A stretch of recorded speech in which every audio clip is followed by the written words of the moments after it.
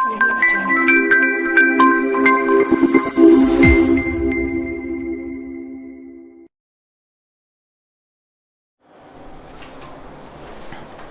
Friends, how are you. Last lecture में हमने structural isomer and उसमें टॉटोमेरिज्म देखा। एल्डिहाइड कीटोन टॉटोमेरिज्म देता है carbonyl compounds. Keto enol tautomerism nitro compound में होता है, और उसमें याद रखना मैंने बोला था कौन सा NaOH में डिसॉल्व होगा या नहीं होगा। तो जिसमें अल्फा हाइड्रोजन होगा वो टॉटोमेरिज्म देगा, and that will be dissolve in base और NaOH। Imine, enamine, hydrogen cyanide and hydrogen isocyanide. Other cyanide में नहीं, अल्काइल साइनाइड में टॉटोमेरिज्म पॉसिबल नहीं है। हाइड्रोजन साइनाइड में केवल होगा, क्योंकि हाइड्रोजन शिफ्टिंग होता है, पूरा अल्काइल ग्रुप नहीं होता। अब हमें ये बहुत इंपॉर्टेंट है, ये कहीं पे इंपॉर्टेंट जगह पे लिख के रखना, RTFMCP,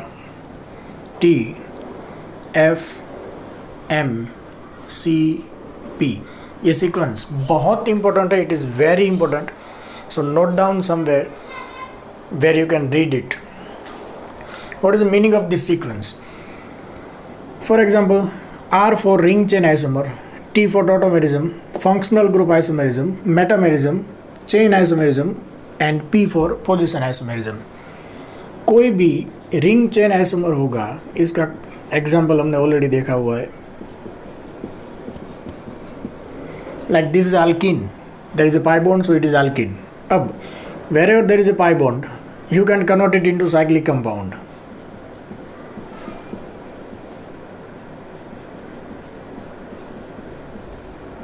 pi bond हमने ब्रेक कर दिया, साइक्लिक कंपाउंड में उसको कन्वर्ट कर दिया। तो ये दोनों का मॉलिक्यूलर फॉर्मूला सेम है। These two are isomers, structural isomers. There is a ring, there is an open chain, so this is ring chain isomerism. But all ring chain isomers are functional group isomers. क्यों? क्योंकि यहाँ पे alkene था, अब यहाँ पे functional group change हो गया। It is not alkene, it is alkane, cyclo alkane. So functional group तो चेंज होगा ही, क्योंकि अगर ट्रिपल बॉन्ड होता, यहाँ पे ट्रिपल बॉन्ड होता, तो उसको आप पाई बॉन्ड ब्रेक करके साइक्लिक में लाते तो डबल बॉन्ड बचता। एक पाई बॉन्ड तो ब्रेक होता ही, तो अल्काइन होता तो अल्किन होता, अल्काइन में से ये साइक्लो अल्किन फॉर्म करता। In short functional group isomer तो ये है ही। तो अब इससे हम किस में गिनेंगे, रिंग चेन आइसोमेरिज्म में या फंक्शनल ग्रुप आइसोमेरिज्म में? तो इसमें पहले कौन आता है? Ring chain isomer.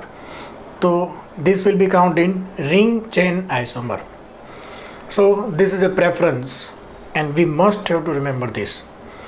Same thing tautomers, tautomerism, CH3 C double bond O CH3, this is keto form. अब इसका इनोल फॉर्म जब हमने कन्वर्ट किया था, तो यहाँ से अल्फा हाइड्रोजन लेके यहाँ पे रख दो, तो पाई बॉन्ड यहाँ पे शिफ्ट करो।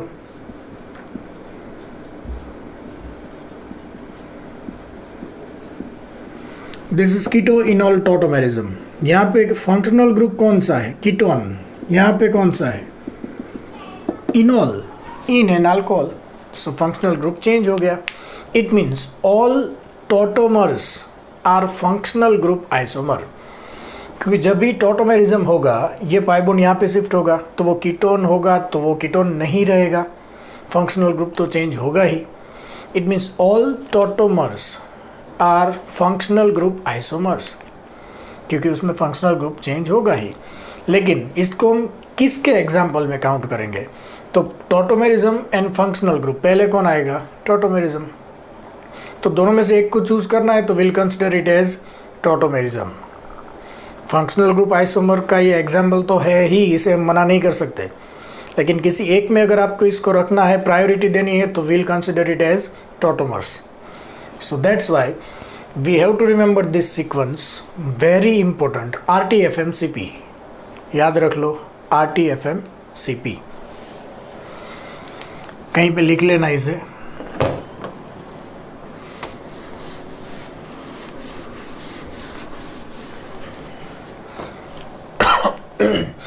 Now we'll see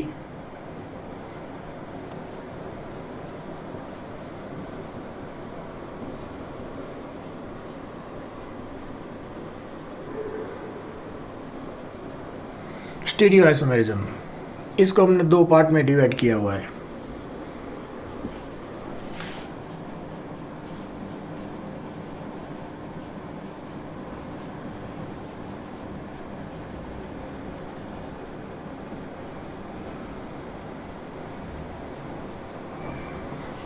configurational isomerism,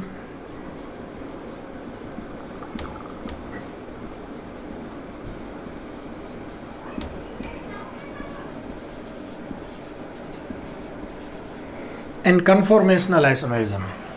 ये conformational isomerism are also called rotamers, conformers. Rotation is possible because of single bond. Configurational isomer we have seen already in this topic earlier. We'll divide in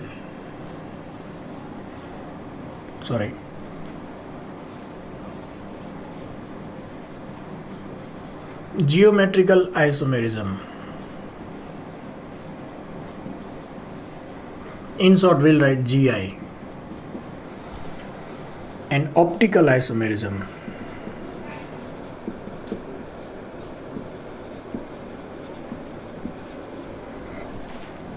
So this is stereoisomerism. Now, in stereoisomerism, first we'll see configurational isomerism. And in configurational, there are two parts. So we'll start with GI, geometrical isomerism. Then we'll see optical isomerism. And then we'll see conformational isomerism. So today we are going to start GI, geometrical isomerism.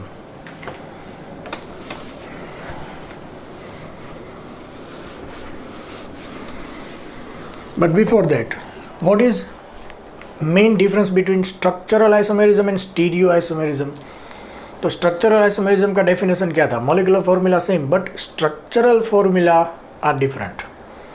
These two are called structural isomers. But what about stereoisomer? Main definition of stereoisomer is molecular formula same, structural formula also same, but the arrangement of atom or group of atom in space is different. Just arrangement is different in space. That's why it is called stereoisomerism. For example, first we'll take geometrical isomerism.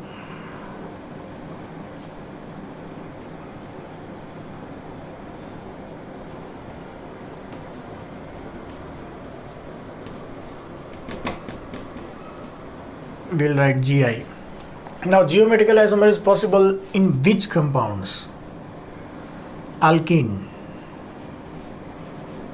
We'll see GI in alkene. Then we'll see in oxime, in azo compound, then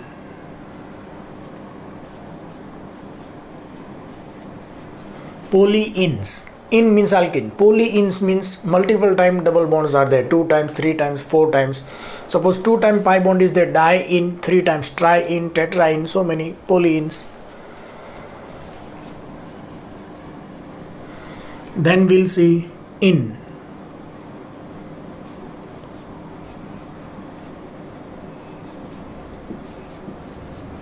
cyclic alkane.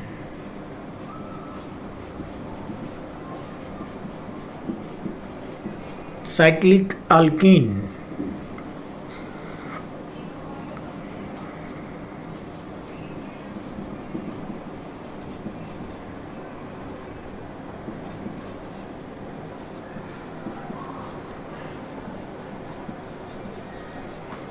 In substituted polyphenol.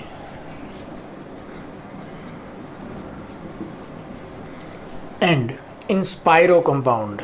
In all this, geometrical isomer GI is possible. So now first we'll start with alkene.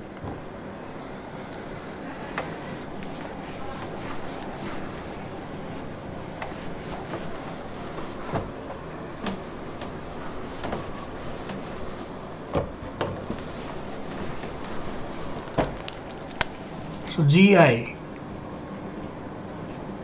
in alkene.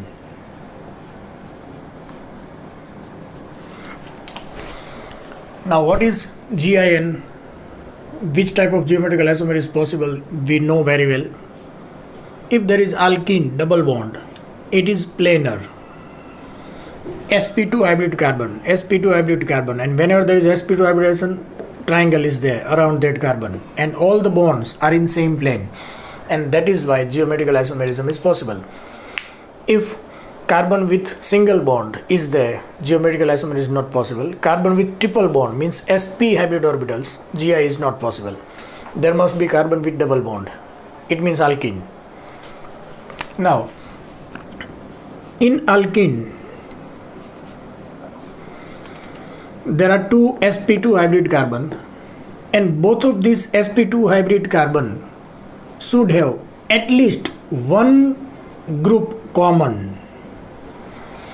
Like इस carbon पे अगर A है तो next carbon पे A होना चाहिए. दोनों sp2 hybrid carbon पे एटलीस्ट वन ग्रुप कॉमन होना चाहिए.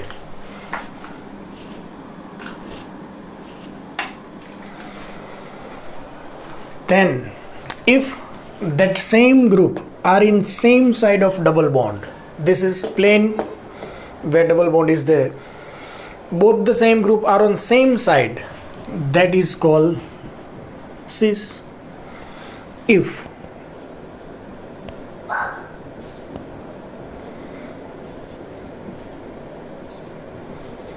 that same functional group is in opposite direction of this plane which contain carbon carbon double bond, that is called trans. So we know this cis and trans. अगर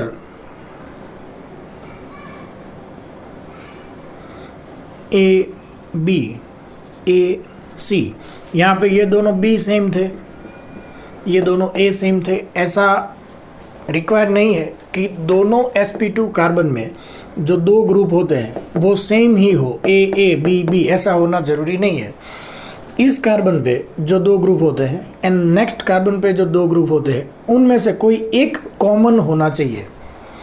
उसके हिसाब से हम सिस and trans decide कर पाएंगे. ये दूसरा common नहीं है, चलेगा. The same group which is common on both or on same side, that is cis. And if that will be on opposite direction,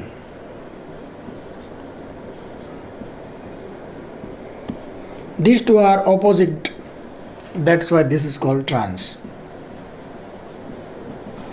So first point you have to write is, on both sp2 hybrid carbon at least one group should be common, at least one. अगर a common है, b common है तो चलेगा, लेकिन एक group a है तो यहाँ पे एक तो a होना चाहिए, दोनों में से एक ग्रुप तो कॉमन होना चाहिए. Second point, you have to write this.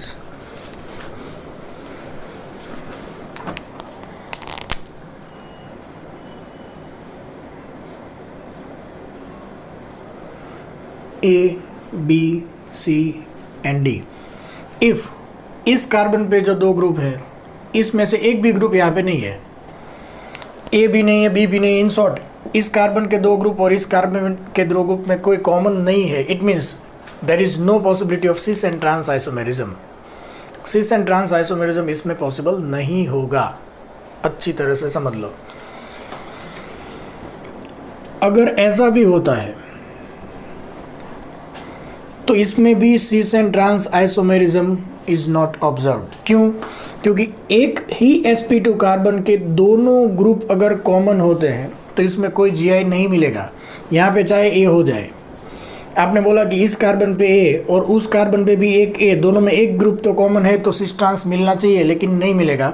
अगर दोनों में से किसी भी एक कार्बन के दोनों ग्रुप सेम हुए तो GI नहीं मिलेगा.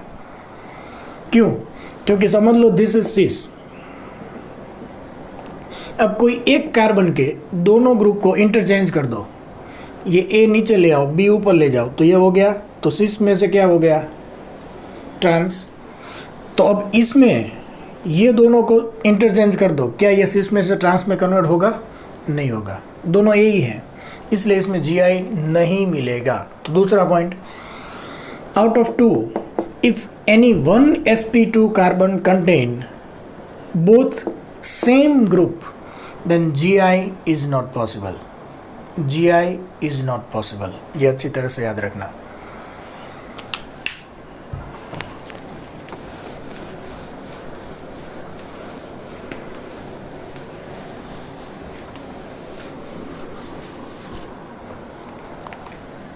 सो this was geometrical isomerism in alkene. अब ये जो जियोमेट्रिकल आइसोमेरिज्म है, और मेन हमने स्टीरियो आइसोमर के दो टाइप रखे, कॉन्फ़िगरेशनल एंड कन्फॉर्मेशनल। कन्फॉर्मेशन में क्या होता है, सिंगल बॉन्ड के अराउंड रोटेशन हो जाता है, वो डिफरेंट कंपाउंड नहीं होते। जीआई अल्किन्स में क्यों होता है और कैसे कंपाउंड में होता है, जहाँ रोटेशन पॉसिबल नहीं होता। लाइक डबल बॉन्ड है, तो ये दोनों अल्काइल ग्रुप सपोज ऊपर, सेम ग्रुप ऊपर है तो ये सिस, अगर दोनों सेम ग्रुप नीचे होते तो that is called trans. Opposite होते ना, एक ऊपर एक नीचे, तो that is called trans. But because suppose this is cis and there is a double bond, so rotation नहीं होता, डबल बॉन्ड के अराउंड में रोटेशन नहीं हो पाएगा, तो cis will not able to convert into trans automatically. ये cis है, ये ट्रांस है, ये दोनों डिफरेंट कंपाउंड है, एक में से दूसरे में कन्वर्ट नहीं होगा ये। लेकिन अगर ये सिंगल बॉन्ड होता और इस कार्बन पे एक ग्रुप ऊपर है, इस पे ऊपर है, तो सिंगल बॉन्ड के अराउंड तो वो कभी भी घूम सकता है। ये सिस सपोज है तो वो घूम के ऐसे भी आ जाएगा ट्रांस। तो ये डिफरेंट कंपाउंड नहीं हुए, वो एक ही कंपाउंड है, सिस एंड ट्रांस उसमें अलग नहीं होते। That's why if there is a rotation there is no GI, and that's why in alkane geometrical isomer is not possible, क्योंकि alkane में सिंगल बॉन्ड होता है और सिंगल बॉन्ड तो कभी भी घूम जाएगा, तो वो दो कंपाउंड है ही नहीं। तो ट्रिपल बॉन्ड में क्या होता है, ट्रिपल बॉन्ड में तो कोई घूमना पॉसिबल नहीं होता, लेकिन ट्रिपल बॉन्ड में ऊपर नीचे ऐसा कोई ग्रुप ही नहीं होता, वो तो लीनियर होता है ना। Triple bond means sp hybridization, वो तो लीनियर होता है, तो वहाँ पर ऊपर नीचे वाला कोई पोजिशन होता ही नहीं। तो अल्कीन में हमने देखा। अब GI in geometrical isomerism in oxime. Now what is oxime?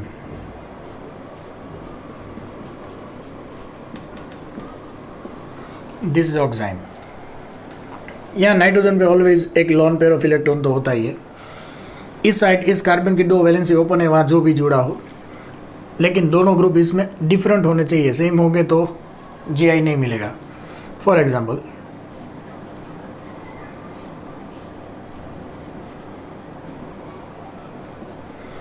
ये दोनों में हमने रख दिया, एक में CH3 एक में H।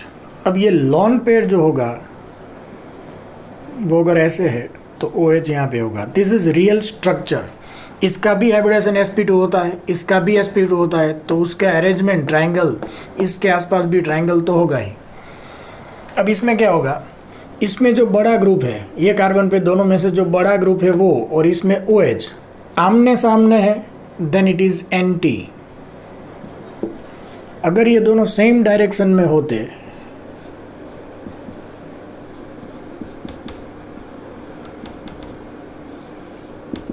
then it is called sin, anti and sin.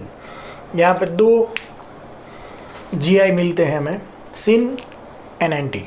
But याद रखो ये सिस एंड ट्रांस नहीं है, यहाँ पे हमें क्या मिलेगा, सिन एंड एंटी, ऐसा दो नाम दिया हुआ है, syn and anti.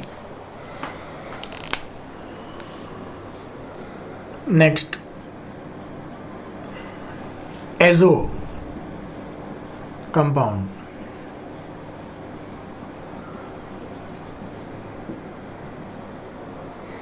Now what is the meaning of azo compound? N double bond N, this is called diazo compound.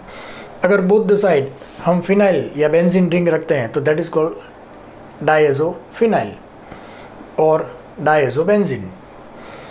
यहाँ पे नाइट्रोजन पे लोन पेयर तो होगा ही, वही एग्जांपल ले लेते हैं, both the side benzene ring. Benzene ring means phenyl ring. तो अब इसका स्ट्रक्चर कैसे होगा, फिनाइल नाइट्रोजन एक लोन पेयर, फिनाइल नाइट्रोजन के साथ उस पर एक लोन पेयर, फिर डबल बॉन्ड, दूसरा नाइट्रोजन उस पर भी एक फिनाइल, उसका भी एक लोन पेयर। तो यहाँ तो आपको बोलने की ज़रूरत ही नहीं पड़ेगी, दोनों ग्रुप सेम साइड या दोनों lone pair same side, sin.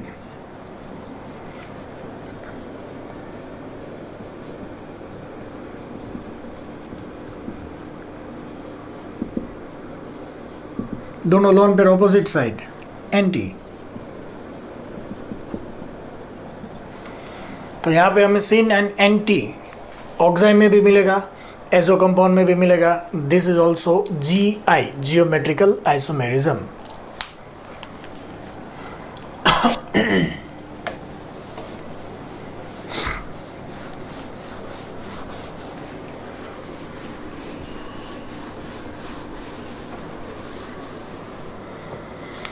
Now we'll see GI in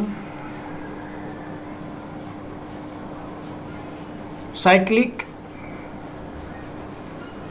alkane या cycloalkane.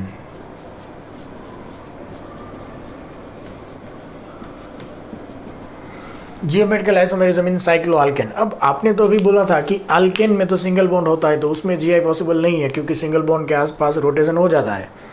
लेकिन अगर वो साइक्लिक है, लाइक साइक्लोप्रोपेन, ट्रायंगल है, तो ट्रायंगल में जो दो कार्बन अटैच है वो रोटेट नहीं हो पाएंगे because of cycle. There is already cycle. अच्छी तरह से समझ लो. लाइक ए साइक्लोप्रोपेन है, इसके ऊपर एक मिथाइल ग्रुप है, इसके ऊपर एक मिथाइल ग्रुप है. अगर आपको ऐसा बोल दिया जाए 1 2 3, इसका नोमेनक्लेचर क्या होगा? 1 2 डाइमिथाइल साइक्लोप्रोपेन. इसमें जियोमेट्रिकल आइसोमर मिलेगा कि नहीं मिलेगा? तो इसमें मिलेगा. अब ये आपको सोचना होगा कि इस कार्बन पे एक और हाइड्रोजन तो होगा ही, यहाँ पर भी एक हाइड्रोजन तो होगा ही. तो अब इसमें सीस एंड ट्रांस कैसे मिलेंगे?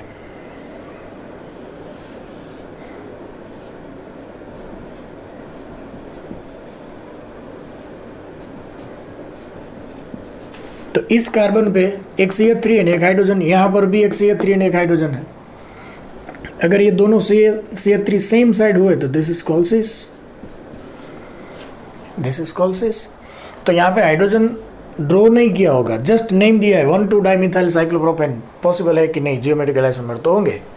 अब यहाँ जो सिंगल बॉन्ड है वो रोटेट नहीं हो पाएगा क्योंकि वो साइक्लिक है. पूरा साइकिल की वजह से वो रोटेट नहीं होगा. इट मीन्स ये दोनों अगर सेम साइड है तो वो सेम साइड ही रहेंगे. रोटेशन से वो ऑपोजिट डायरेक्शन में नहीं जा पाएंगे.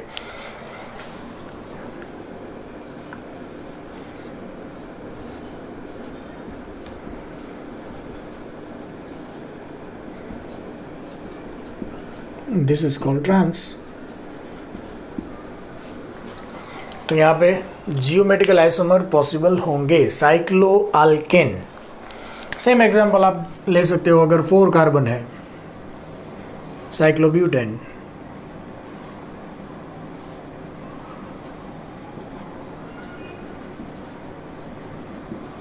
This is cis.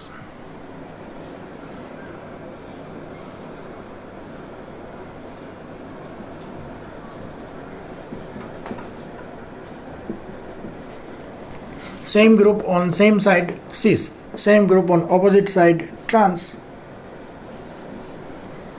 अब यहाँ पे क्या हुआ? 1 2 ग्रुप पे GI हमको देखने को मिले. ऐसा भी पॉसिबल है.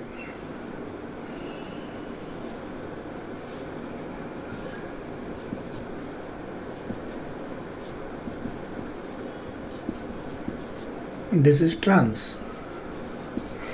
यहाँ पे CH3 प्लेन के ऊपर है और वहाँ पे CH3 प्लेन के नीचे है. That's why it is trans. अगर ये CH3 ऊपर होता तो ये भी सिस, लेकिन ये 1 3 पोजीशन पे हुआ, ये भी पॉसिबल है. 1 2 पोजीशन, 1 3 पोजीशन, सिस, ट्रांस. तो हमें यही देखना है कि सेम साइड है या ऑपोजिट साइड है. सेम साइक्लो, पेंटेन, हेक्सेन सभी में मिलेगा.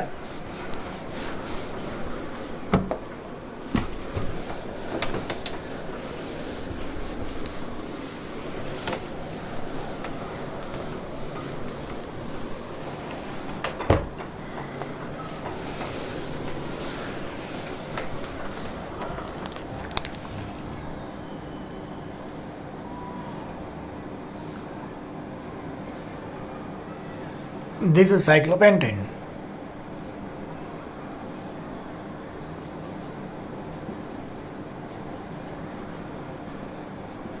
तो यहाँ पर भी सिस एंड ट्रांस दोनों पॉसिबल होंगे. This is sis, CH3 on same side. अगर ये CH3 ऊपर होता तो ऑपोजिट होते तो ट्रांस. यहाँ पर भी 1 2 3 मीन्स 1 3 पोजीशन पे हुआ, 1 2 में भी हो सकता है।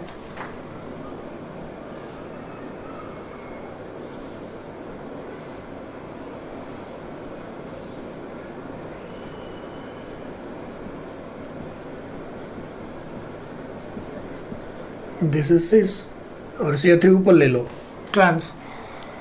तो इन शॉर्ट साइक्लोअल्केन में जियोमेट्रिकल आइसोमर पॉसिबल है, सिस एंड ट्रांस।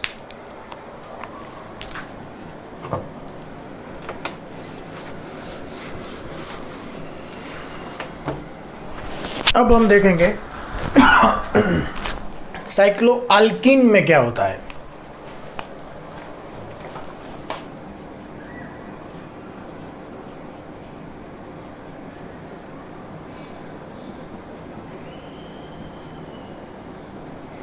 अब यहां अच्छी तरह से याद रखो, minimum 8 carbon is required. Minimum 8 carbon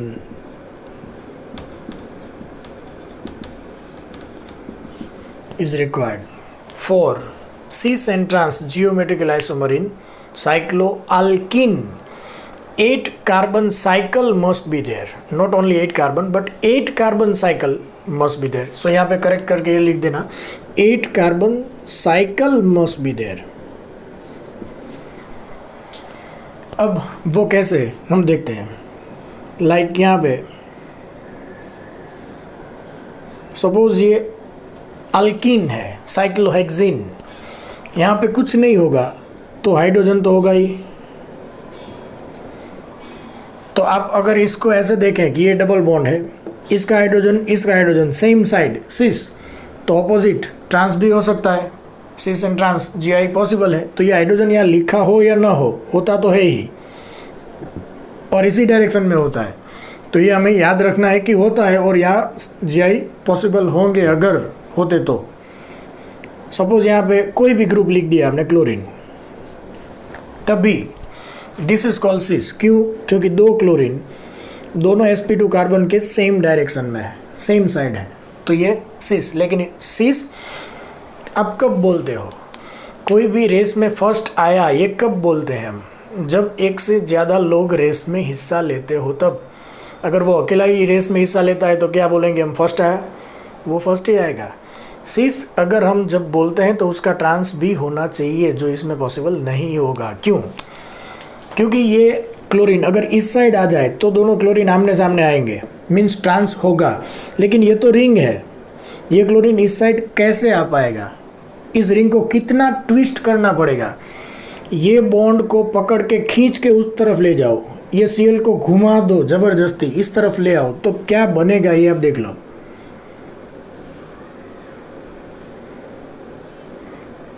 ये डबल बॉन्ड था, यहाँ पर क्लोरीन तो है ही।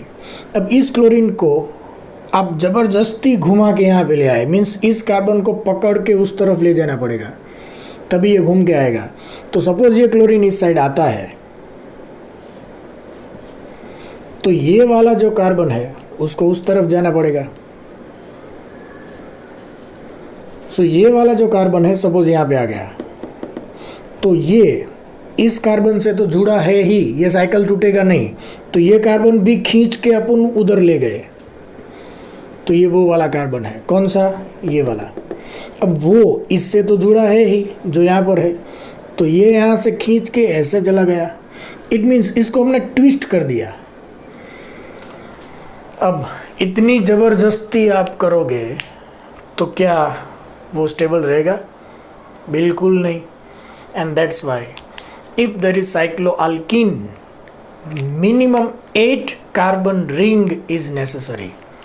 Minimum 8 carbon ring is necessary for cis trans geometrical isomer. तो ये याद रखना एग्जाम्पल, ये कंडीशन कहीं पे लिख लेना और इमीडिएटली मैं एक एग्जाम्पल देता हूँ आपको।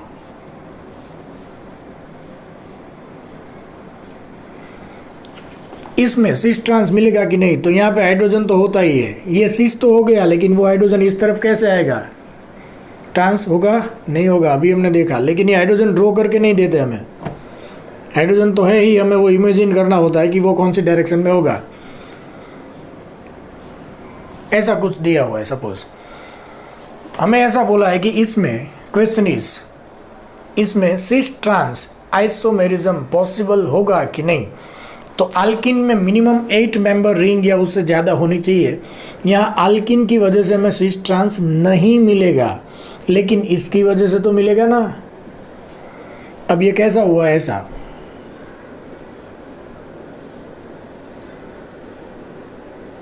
यहाँ पे अल्किन है ये वाला, और यहाँ पे क्या है 2 मिथाइल ग्रुप। ये अगर 2 मिथाइल ग्रुप है तो यहाँ पे 2 हाइड्रोजन भी तो होंगे, दोनों में एक एक। तो ये H अगर सेम साइड रख दो तो ये तो सिस हो गया। तो जब भी हमारे सामने क्वेश्चन आता है हमें यही दिमाग में आता है, ये अल्किन है तो 6 मेंबर रिंग ही है, 8 मेंबर रिंग तो चाहिए, इसमें GI not possible. No doubt alkene की वजह से हमें सिस ट्रांस नहीं मिलेगा, लेकिन इन दोनों की वजह से तो मिलेगा। तो क्वेश्चन क्या था, इस कंपाउंड में GI पॉसिबल है कि नहीं, तो है, लेकिन यहाँ नहीं, बट GI तो पॉसिबल होंगे। तो ये भी याद रखना है।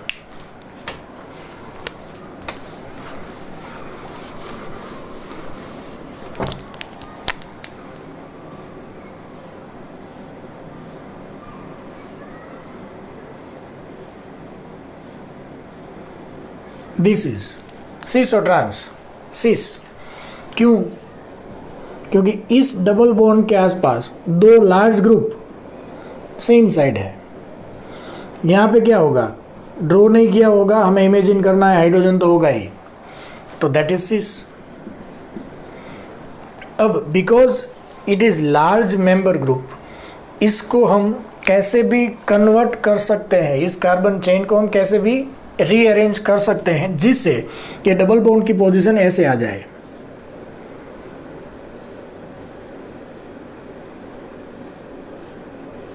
यहाँ पे इसको हम उलट सुलट करके रीअरेंज कर सकते हैं, because it is 8 member ring, इसमें कुछ ना कुछ जुगाड़ हो जाएगा। तो इस बॉन्ड को देख के ही आपको पता चल जाएगा कि एक ग्रुप ऊपर जा रहा है और एक ग्रुप नीचे जा रहा है, तो ये ट्रांस हो गया। अगर आप इस पे हाइड्रोजन ड्रॉ करोगे तो वो ऐसे होगा ना, एक नीचे आएगा एक ऊपर जाएगा, sp2 हाइब्रिडाइजेशन प्लेनर ट्रायंगल ही होगा। तो इन शॉर्ट अगर कहीं पे आपको ऐसा दिया हुआ है डबल बॉन्ड, दिस इज सिस, और अगर ऐसा दिया हुआ है दिस इज ट्रांस, यहाँ पे 2 सेम साइड जा रहा है, यहाँ पे 2 ऑपोजिट साइड जा रहा है, this is cis, this is trans. तो यहाँ पे पॉसिबल हो जाएगा साइक्लोअल्कीन में, क्योंकि यहाँ पे number of carbon is more than 8। इस रिंग में आप देख लो number of carbon is more than 8, तो यहाँ पे इजीली पॉसिबल होता है। जस्ट ये एग्जांपल हमने लिया, लेकिन बेंजीन में नहीं था, benzene it was not benzene, but 6 member ring में वो पॉसिबल नहीं था।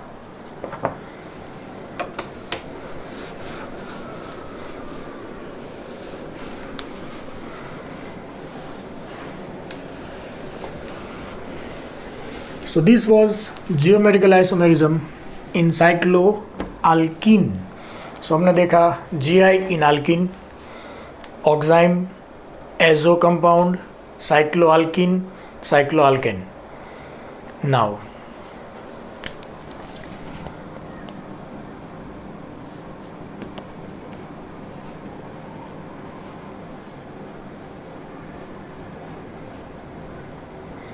geometrical isomerism in polyenes, sorry. अब double bond means alkene, alkene अगर एक बार होता है तो हम उसको इन बोलते हैं, इन फॉर अल्कीन। 2 टाइम होगा तो diene, 3 times triene, means double bond is more than 1 time, that's we will call polyene. Double bond is more than 1 time, that's why we'll call it polyenes. So many times there is in means alkene.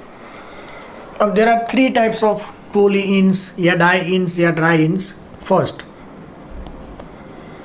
अगर carbon पे double bond है और किसी और carbon पे double bond है, ये दोनों डबल बॉन्ड वाले कार्बन डायरेक्ट एक दूसरे के साथ जुड़े हैं, this is called conjugated diene. ये भी एक अल्किन है, ये भी अल्किन है, और ये अल्किन वाला कार्बन डायरेक्टली दूसरे अल्किन वाले कार्बन से जुड़ा हुआ है। To conjugate means to combine, that's why this is called conjugated diene. फिर एक डबल बॉन्ड आता है, ऐसा कंटिन्यू सो मेनी टाइम्स होता है, this is called conjugated polyenes. But conjugated means double single double single double, alternative pi bonds are there, this is called conjugated.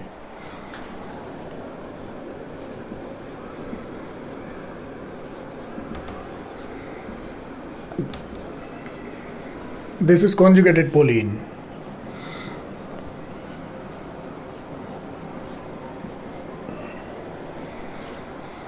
Now, if double bond is continue, this is called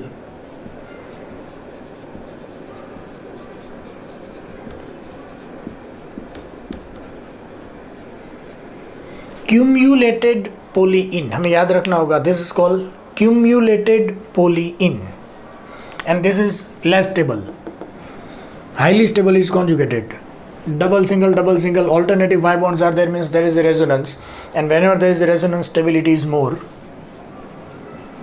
अब ये double bond वाला carbon है, कोई और double bond वाला carbon है, ये दोनों अगर डायरेक्टली एक दूसरे के साथ जुड़े होंगे तो वो कॉन्जुगेटेड डाइन हो जाएगा।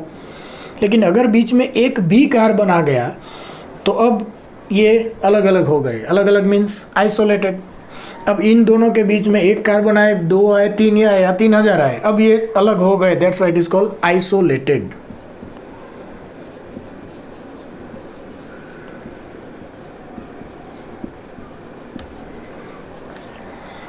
So conjugated means alternative pi bond, cumulated means continuous pi bond, and isolated means यहाँ पे तो कहीं और होंगे, ये इन दोनों के बीच में कोई कनेक्शन नहीं है, ये दोनों डायरेक्टली एक दूसरे से जुड़े हुए नहीं है।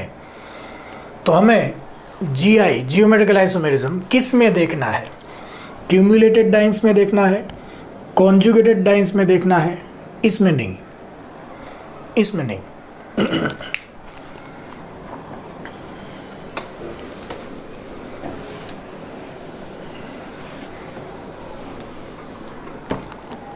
तो पहले अभी हम देखते हैं GI इन क्यूमुलेटेड डाइन।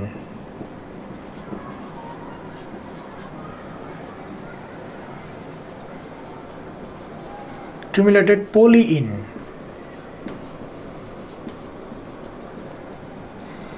अब अच्छी तरह से समझ लो।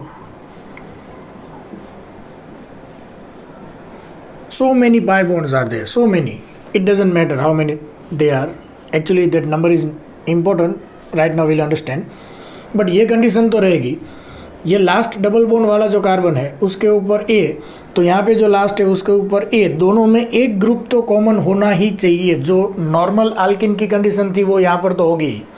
अगर कोई एक कार्बन पर भी दो ग्रुप अगर सेम हो गए तो सिस ट्रांस नहीं मिलेगा, तो नहीं मिलेगा। यहाँ पे अगर ऐसा लिख देते हैं CH2 तो GI नहीं मिलेगा, क्योंकि CH2 लास्ट पे डबल बॉन्ड वाले कार्बन पे है। इसका मतलब क्या, दोनों हाइड्रोजन ही होंगे ना, दोनों सेम ही होंगे, तो इसको इंटरचेंज करो, सिस या ट्रांस कुछ पॉसिबल नहीं है। तो दिस इज मोस्ट इम्पोर्टेंट। ये पाई बॉन्ड वाले कार्बन के दोनों ग्रुप डिफरेंट होने चाहिए, ये दोनों तो सेम नहीं होने चाहिए कभी भी नहीं। इसका एक ग्रुप सेम होना चाहिए, दो अगर सेम होते हैं तो कोई दिक्कत नहीं है, GI मिलेगा। तो अब हमें जस्ट क्या देखना है, AA सेम साइड सिस,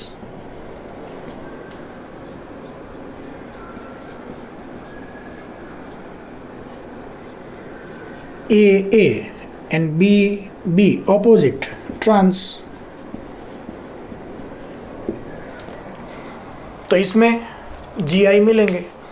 अब यहाँ पर एक पाई बॉन्ड हो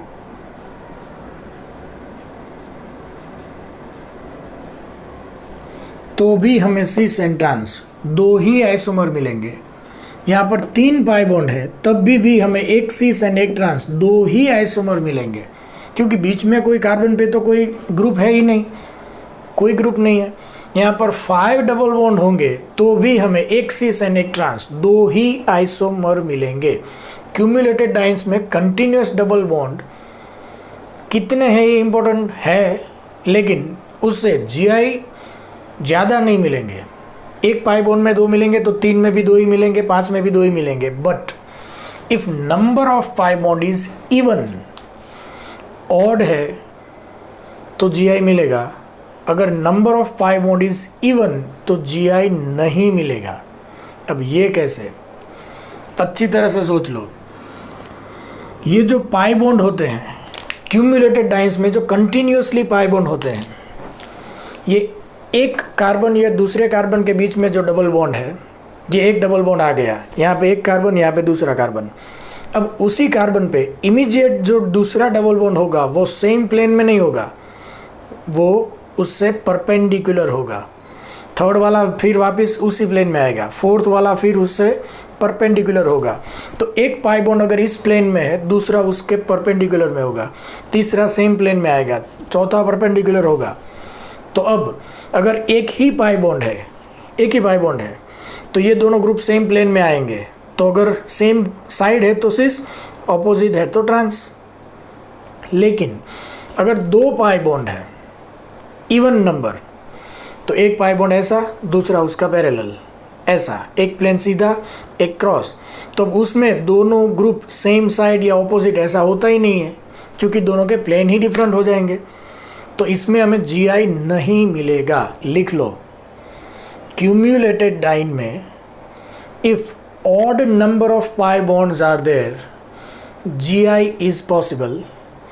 if even number of pi bonds are there, GI is not possible, but optical isomerism is possible, and that we'll see in the topic of optical isomerism.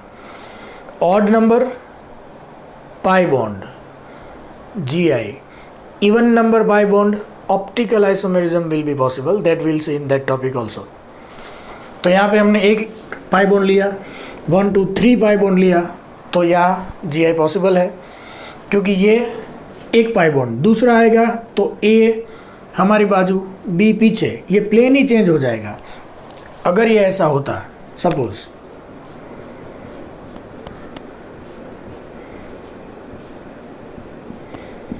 तो board में तो हम वो प्लेन चेंज नहीं दिखा पाते, लेकिन यहाँ पे एक पाई बॉन्ड है, सपोज वो ऐसे है, तो दूसरा पाई बॉन्ड ऐसे होगा। तो यहाँ पर A एंड B इस बोर्ड पे ही है, जो लिखा है जहाँ दिखता है वहीं पर है, लेकिन यहाँ की A आपकी साइड होगा तो B ऑपोजिट होगा।